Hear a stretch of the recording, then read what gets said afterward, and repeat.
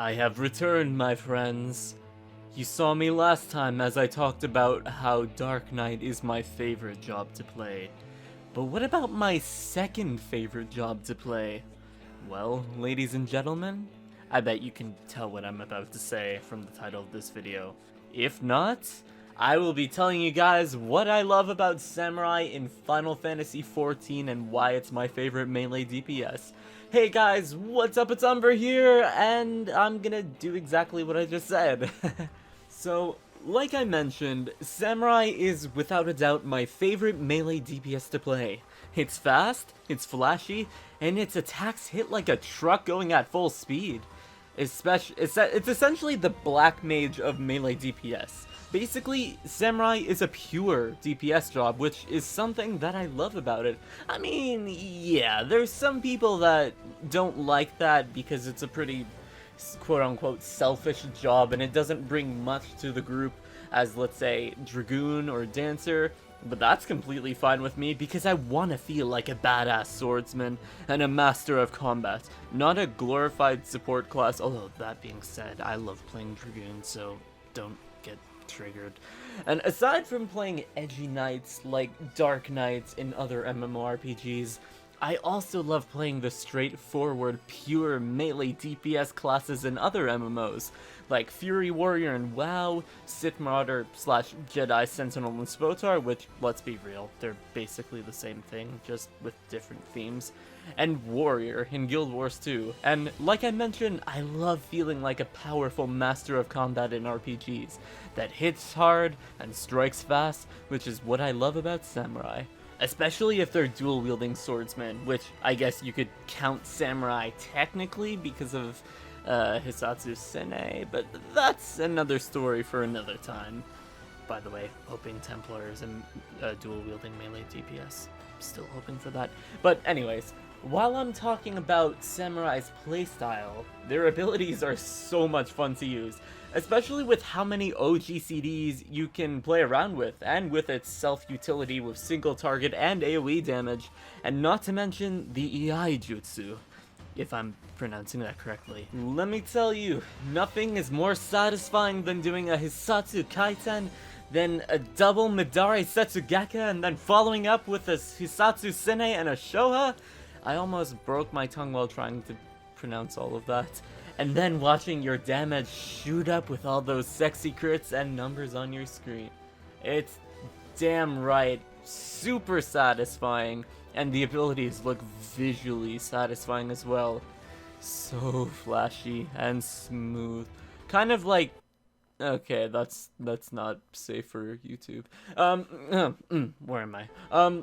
Additionally, I really like the sword-wielding jobs in MMOs as well, as you may have been able to tell from my love for Dark Knights, and I remember back when I started this game in Heavensward, I was really confused by why there was no melee DPS that used swords. Two of the tanks wielded swords, whereas the only melee DPS classes in the game used gauntlets, spears, and daggers, but no swords. Although you could argue that ninja weapons sometimes look like short swords or wakizashis, they were functionally daggers, let's be honest here.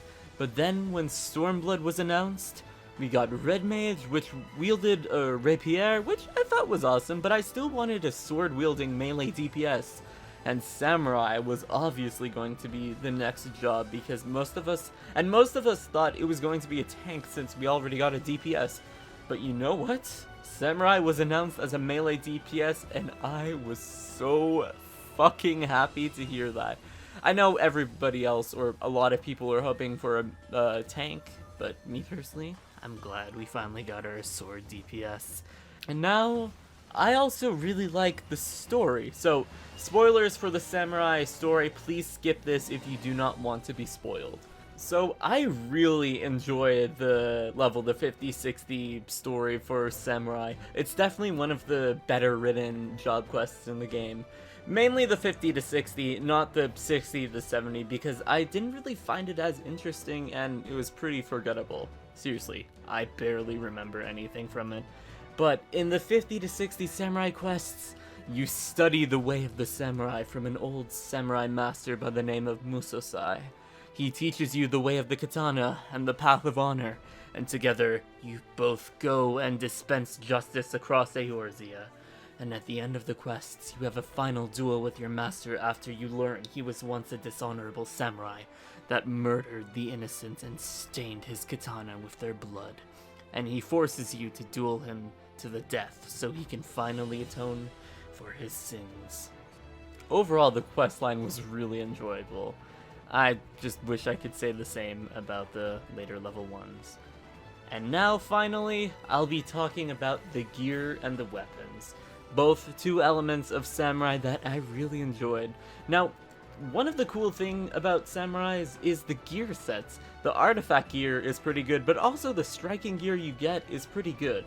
Like I just said, the samurai uses striking gear, which is the same type of gear set that monks used, and sometimes ninja as well, which they should have used. I'm sorry, scouting gear was a mistake.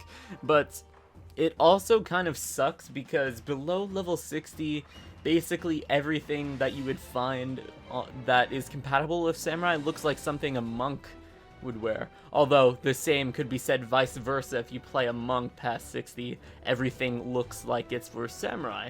But it's also good if you like playing samurai, because all of the gear sets look like something that a samurai would wear or just a general swordsman would wear.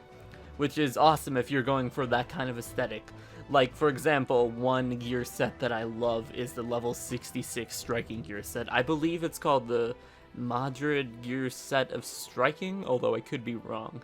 And the weapons are also really cool, and as you may know from the amount of times I've said katana in this video, samurai wield katanas.